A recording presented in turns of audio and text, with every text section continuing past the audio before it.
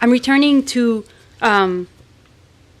reading a passage that relates to a reaction in June 1935 of diplomatic officials. All right, so on June 29, 1935, during an interview with agents of the United Press in Buenos Aires, the Peruvian Minister of Foreign Affairs, Carlos Concha, voiced his offense at the continental campaign of shame that the Apra movement was fronting against the Peruvian government. He wrote, "No es cierto," Concha told the group of Argentine journalists and foreign correspondents who stood before him, que el gobierno peruano haya organizado sin motivo ni justificación una campaña de persecución política contra el Apra. Concha explained how, in contrast to recent allegations from Aprista followers, the use of repressive methods in Peru had become a necessary evil in the face of radical elements unwilling to cooperate. Their lack of respect for the law, in spite of the passage of the amnesty law and the return of civil liberties in August 1933, this was really brief, okay? This was brief. We can still picture the 1932-1935 period of repression as a single moment of repression to facilitate our understanding of the weight of repression. So their lack of respect for the law substantiated his absolving narrative. Apra followers had refused from day one, argued Concha, to rally behind Benavides' call for national conciliation. Se hace, pues, necesario decir de una vez toda la verdad, he stated, thanking his international audience for giving him the opportunity to tell the truth and set things right once and for all. 2 short seasons had passed since the return of the Peruvian Apra party into full outlawry, and already jostling for public opinion outside Peru was a common feature of the war opposing Apristas to Peruvian authorities, right? This is what is very special about this, is that the national politics have a window into external countries. They just bring their conflict and try each of the sides to court the public opinions to say, no, you have to root for me. I have the right story about what's going on with Apra and the reasons why we repressed unfairly. Between 1934 and 1938, Apra spearheaded a transnational advocacy campaign for the return of civil liberties in Peru. Before the impossibility of exercising democratic political rights at the national level, Aprista turned outward and stretched their gazes toward potential Apra allies abroad. Engaging in informational politics outside Peru allowed the Peruvian Apra party to destabilize the narrative monopoly that Peruvian authorities and civilista groups, their enemies, tried to enforce across Peru and the continent. It also aimed to court democratic allies outside Peru in the hopes that, through mediation, the latter would persuade governmental forces to reinstate civil liberties in Peru. One consequence of this strategy was to put Indo-America at the forefront of Apra's intellectual production. So oftentimes, and here where it's just a small summary, okay? So oftentimes during that period, you will have cases, for instance, of Apra leaders being in touch with Romain Rolland and asking him, through his connection with the League of Nations, to bring representatives of the League of Nations to take note on the situation in Peru, right? Others will court Roger Baldwin from the International Committee for Political Prisoners to exert pressure to denounce what's happening in Peru.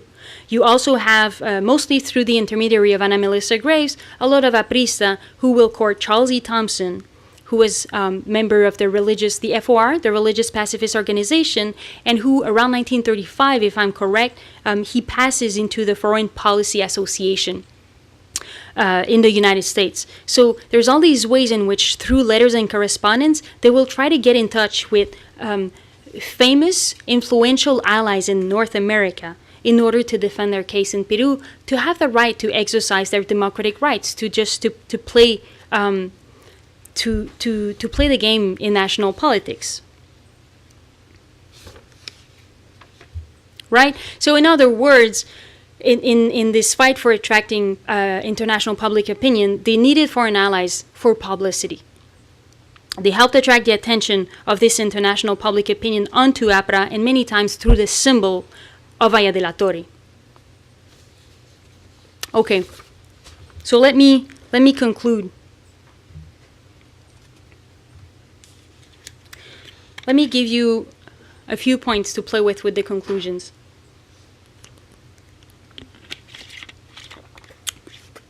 So basically, with these case studies, what I did is that I wanted to introduce you to the transnational networks of solidarity that helped Apra fight persecution and which enabled this political group to continue its political activities in spite of state persecution throughout the 1930s and the 1940s, right?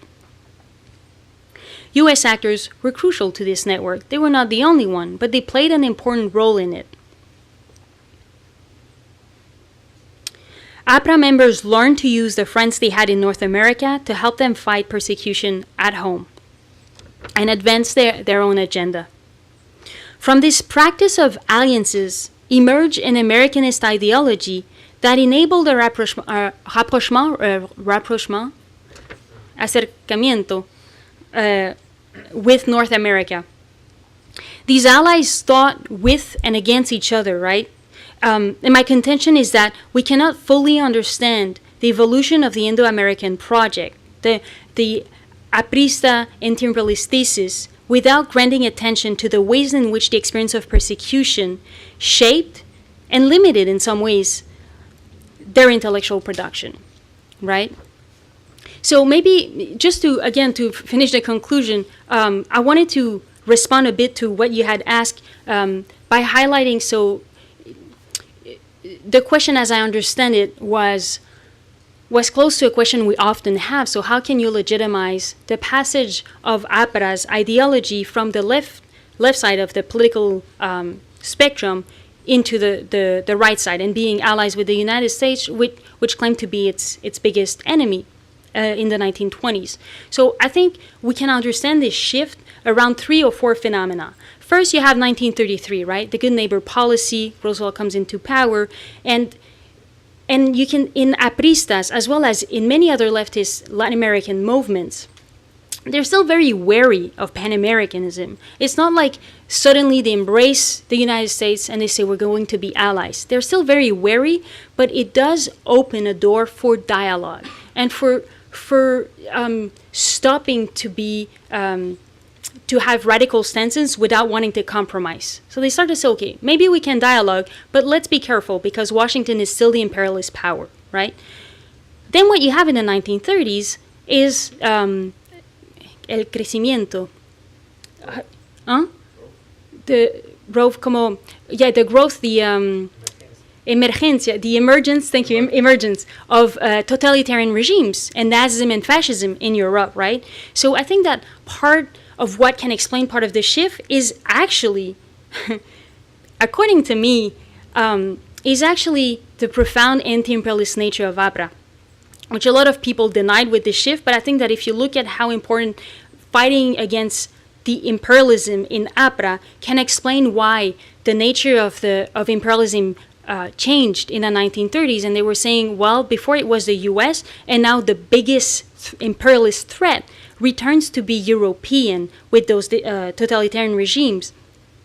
So there's this idea that starts to happen in these leftist Latin American movements to say, well, okay, if we want to fight for democracy at the national level, right, against authoritarian regimes, military regimes, then we have to fight Europe, the rise of fascism, and in this sense, perhaps that the U.S.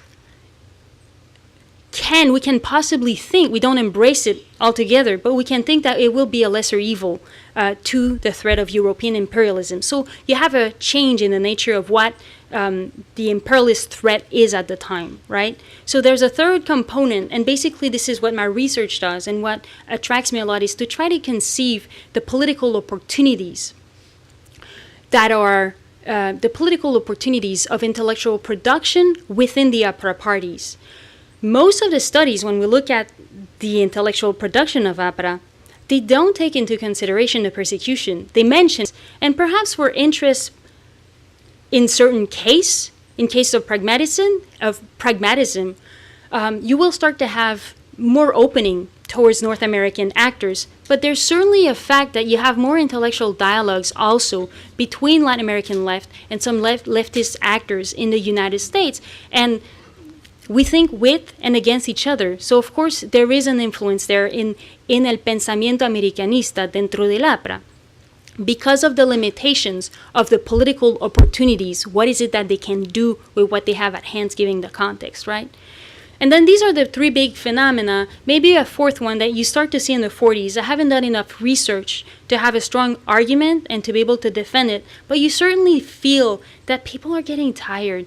The founders of Apra, they've been acting and giving up their lives for 20 years at this time, and you can start to see that sometimes they have connections now. With North American allies, with influential people, and you have letters. Hey, do you think you can lend una beca? ¿Cómo conseguir una beca para mis niños, para ir a las universidades en los Estados Unidos?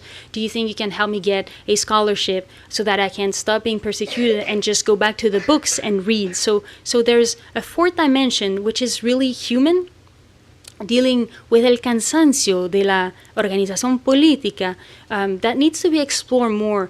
And my contention in all this, and what I want to do with looking at the history of Apra and claiming back its radical legacy, is to try to stay away from the debates. Are they leftist? Are they rightist? Did they go from right to left because of treasons, because they were monsters, because Aya de la Torre was a tyrant? And to just look at the human realities on the ground of all these group dynamic and try to understand what was behind people who truly believed in a project, but that lived in their times. And Indo-America was shaped by these times and by the everyday life, the everyday experience of persecution.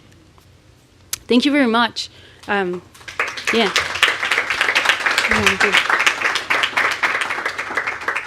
Mm.